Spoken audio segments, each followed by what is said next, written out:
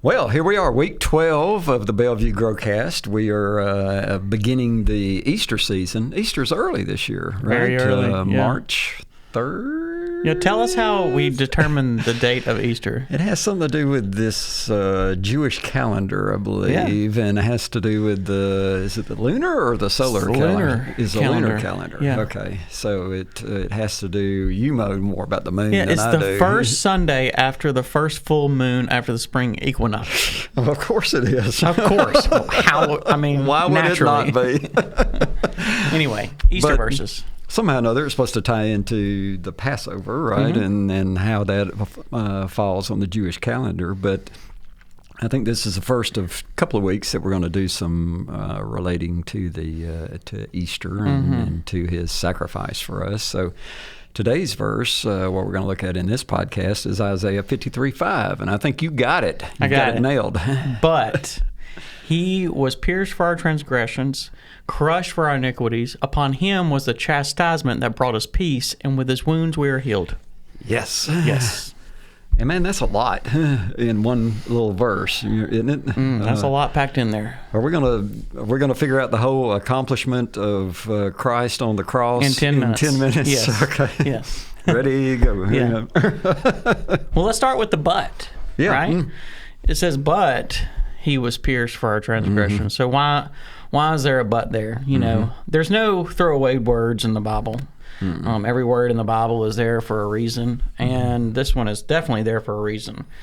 If you go back to verse 1 and 2 of Isaiah 53, it talks about who this person is, and we're in the suffering servant section of Isaiah, and it's talking about who this person is. Of course, we know this person to be Jesus now. And a little side note, it's interesting that the earliest copies of this scroll of Isaiah that we have found dates to some 700 years before Christ. Oh, yeah. Where we actually have this physical copy. Right. And, that's amazing that, this was prophesied, and we have the actual evidence that it was prophesied that long, before Christ. So we know this is Jesus. We're not going to spend a lot of time talking about why we know that. You can just read the text, and it's very obvious. It's obvious, And the whole Bible's about Jesus. So, but in verse 1 and 2, it's who Jesus is. He's the suffering servant. And then in verse 3 and 4, it's talking about how he was treated. Right. It says he was stricken, and he was. Well, you got the verse. Read verse 3 there. It says he was despised and rejected by men, a man of suffering who knew what sickness was. He was like someone people turned away from. He was despised, and we didn't value him. Yeah. And so it talks about how he's treated. So it's who he is, how he was treated, and then this verse 5, is why he was treated like that. Right. And the gist is it was for our sake. Right. And so that's what that but is. It's separating from the first 4 verses, the who and the what, to the why, the purpose behind Jesus being treated like this. Yeah, and when you get into the purpose, I mean, I think you typically always that's my It says spam risk. It's a spam risk. Somebody's wanting to call in. I know. We can't take callers, I think, right now. Caller, hold on. Yeah, hang on. But, we always get to the point of, well, why did Jesus have to do this? Why was he pierced? Why was he bruised? Why did he have to have this kind of punishment laid upon him? And I was reading something interesting that, God didn't have to save anybody if he didn't want to. Right. In fact, I'm not sure I think I got it down. 2 Peter talks about he didn't even spare angels. He cast angels out. Yeah. And sent them to the abyss. Yeah. But there's something special about mankind that he wanted to send salvation, and salvation had to come in some kind of form of a sacrifice, a payment, right? Some kind of reconciliation method, because God wouldn't be who God is if he just allowed man's sin to go unpunished, right? Yeah, and that's the question that theologians have been wrestling with for for centuries is why did Jesus have to come and die? Because, the question that, a lot of atheists, throughout the centuries have thrown at Christianity is, well, if God's all powerful, right? Couldn't he just abracadabra and you're forgiven? Right. Right? But the reason why that's not possible is because one of God's attributes is justice, and one of his attributes is, he's a gracious and loving God. Well, God can't be connected with sin at all. And when we know this all the way back to, from the very beginning, where, Adam and Eve were cast out of the garden, when they took that one bite of the knowledge of the tree of the tree of knowledge of good and evil. Yeah. I got tongue tied there. And so we know that God can't be in the presence of sin because he's holy. He's 100% a holy God. And so for him to be connected to sin is an impossibility. He can't be a part or be connected to anything that's sinful. And so in order for man to have a path to redemption, there had to be a sacrifice, and that sacrifice was Jesus, in order to satisfy the justice of God. Right. And so, I know I've said this before, but it's like it's the gospel message, and so you can just say it over and over again, and it's still right every time you say it. But on the cross, God's love and his justice was poured out through Jesus' atonement. Right. So that's where God's justice and love meets, is on the cross. Oh, yeah. I mean, and it had to be a perfect sacrifice. I mean, God's mercy allowed the sacrificial system to come into place so that there would be, it gets so, you have to deal with all the facets of what God's like. If God just said, well, once you sin, I'm done with you, then that's not a righteous and right and a loving God, right? But he can also just say, okay, do what you want to, and I'll be okay with it. And it's all good. Yeah. But if that's the case, he's not God either, right? So, like you say, it just all kind of points together. And really, this whole sacrificial system that he put in place, his mercy, Adam's sin, all those things just steamroll the Old Testament to the point of saying,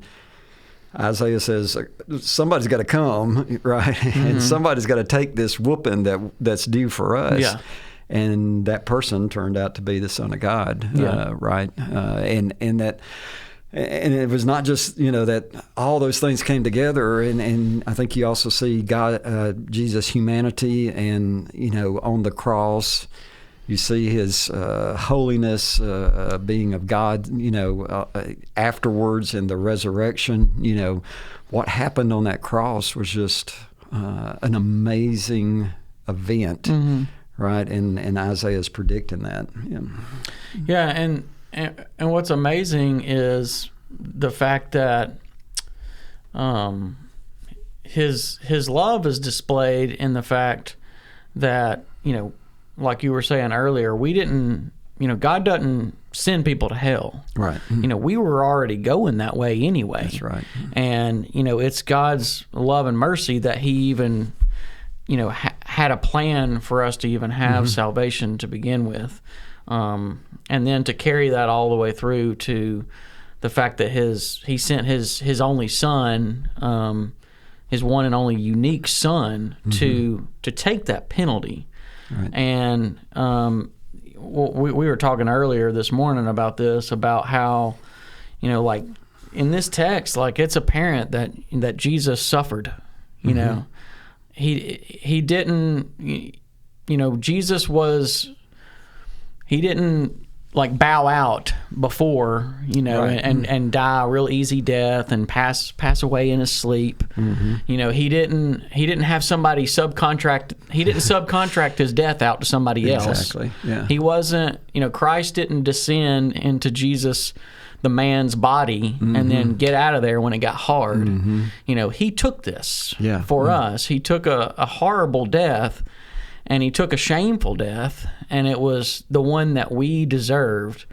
And that brings us to like really what this verse is talking about, and that's the atonement itself. And so let's talk a little bit about the atonement, which the Hebrew word for atonement means to cover. Right. So what is it covering?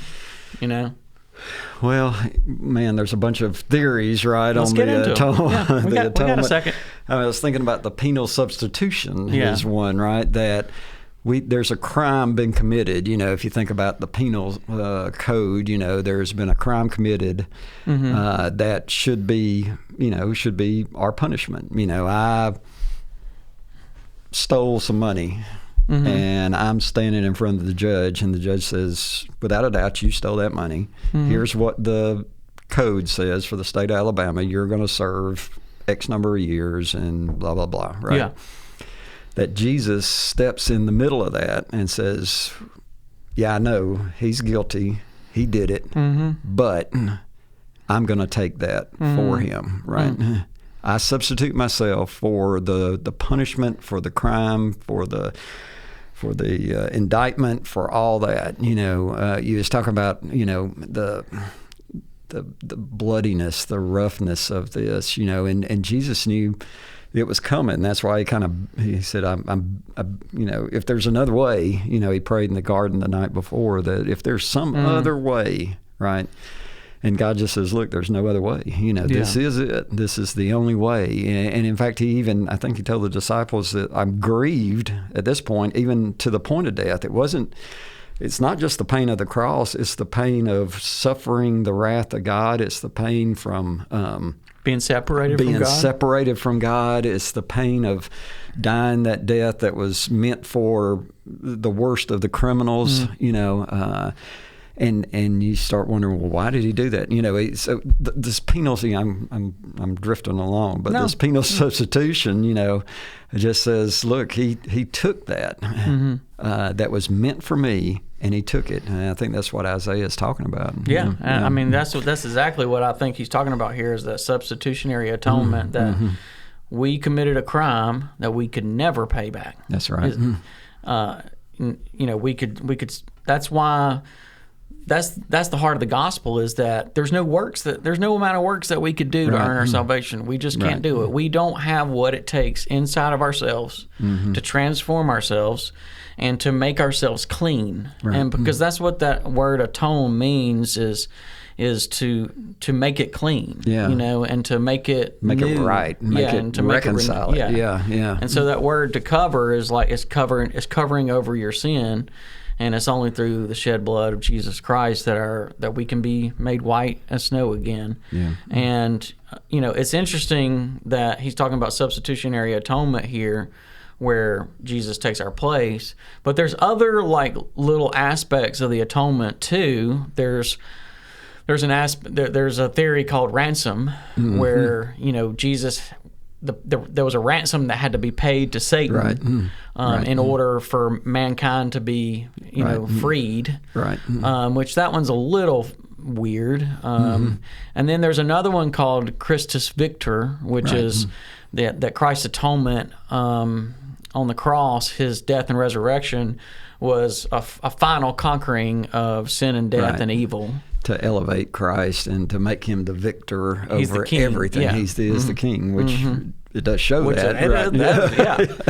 Right. And then there are several other theories of the atonement and aspects of the atonement. And what I kind of take from the different aspects of the atonement is like it's a little bit of all of them. But I mean, I lean heavily more towards the substitutionary atonement where, I mean, that's primarily what's taking place. Yeah, because people argue over did Jesus really feel the wrath of God? You know, did God really place his wrath upon, you know, would a loving God put his wrath? But the Bible's full of the wrath of God, you know, on evil, right? Yeah.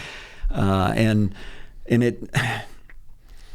you start thinking, well, why did it have to go through all that? You know, we kind of talked about this the other day, is that, you know, why couldn't Jesus just come, if he had to die rise victoriously, you know, and that be it. You know, why go through this prolonged beating, this crown of thorns, this the stripes, you know, the whippings that he took, the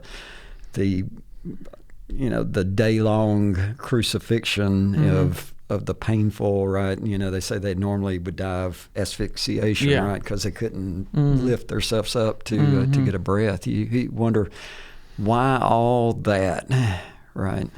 To become a sacrifice, you know, for us. And there's sometimes you just have to say, I don't know. You know, right? I don't know, but man, the beauty of what he did for us, what is it?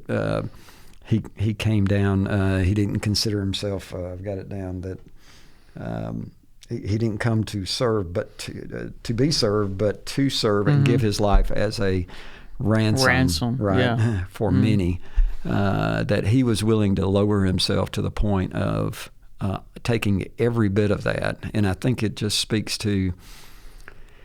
You know, if it was a quick, you know, and this is just theology according to Chuck, in my mind, if it was just a quick, you know, bloodless, you know, then it wouldn't have been as much impact. This verse, right, speaks to somebody just really taking an amazing beating on my behalf. Yeah. And it just speaks to the love of Christ, the love of God. The depth of the punishment shows the depth of the love. And the depth of the crime that we, you know, that we had committed, you know. You know, and man, we belittle our sin. I know that's obvious in my life, you know, that I think, well, I sin, I'll just pray a prayer of forgiveness, which is amazing that I can do that.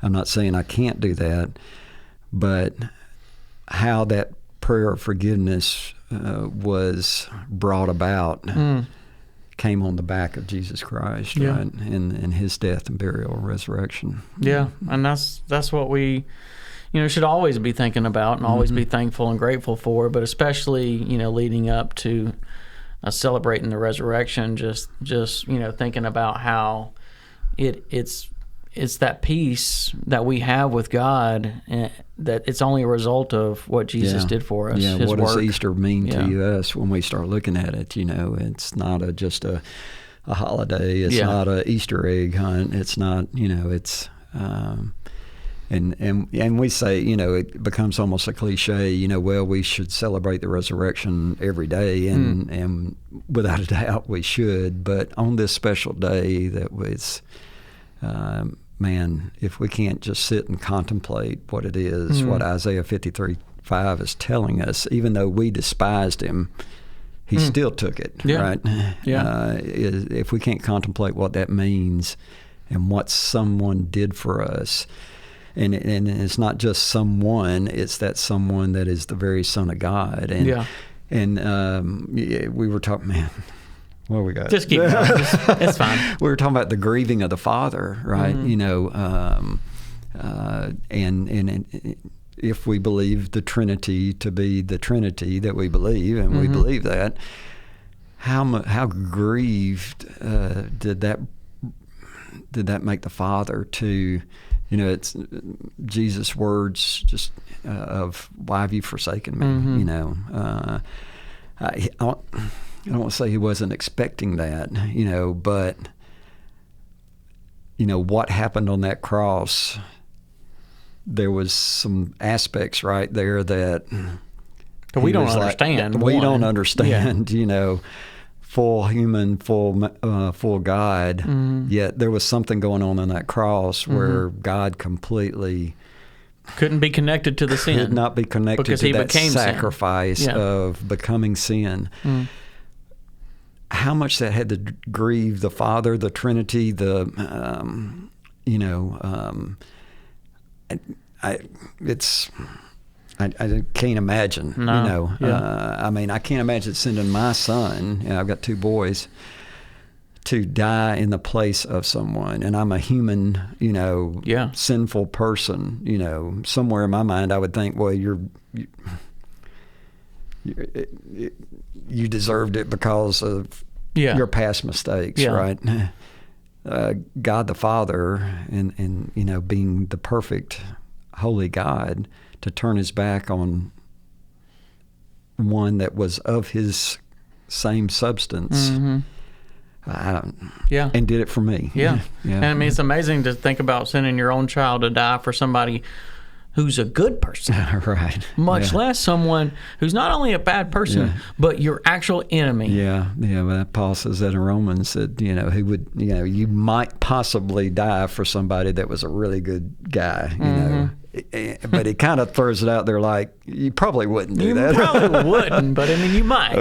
But you might possibly. He wants to make sure somebody'd say, well, I would. But for him to be, to reconcile his enemies to him with the sacrifice of his son. And look, if people say, well, he knew what was going to happen. He knew the resurrection. He knew that he was going to come back. But boy, you want to put your son through this prolonged punishment, and not only that. I mean, if you think about it, just the despising. Nobody appreciated. It wasn't like he was celebrated. The people hated him. Mm-hmm. They called for Barabbas, a criminal, to be saved over him. The very same people that were shouting Hosanna the week before, celebrating him, saying, blessed is he. It's. I don't know. It's a remarkable act of mercy from God, to us, and man, we should celebrate it. Celebrate it every day. But man, on Easter, let's shout it. Right? Hey, I'm all about it. Yeah, let's shout it. And then next week we'll have another verse that will be leading us into Palm Sunday. Yeah. So we'll have a couple more of these that are Easter-specific verses, and keep following along. You can find the list of verses for every week on the website or in the bulletin. And we thank you guys for watching and listening. We'll see you next week.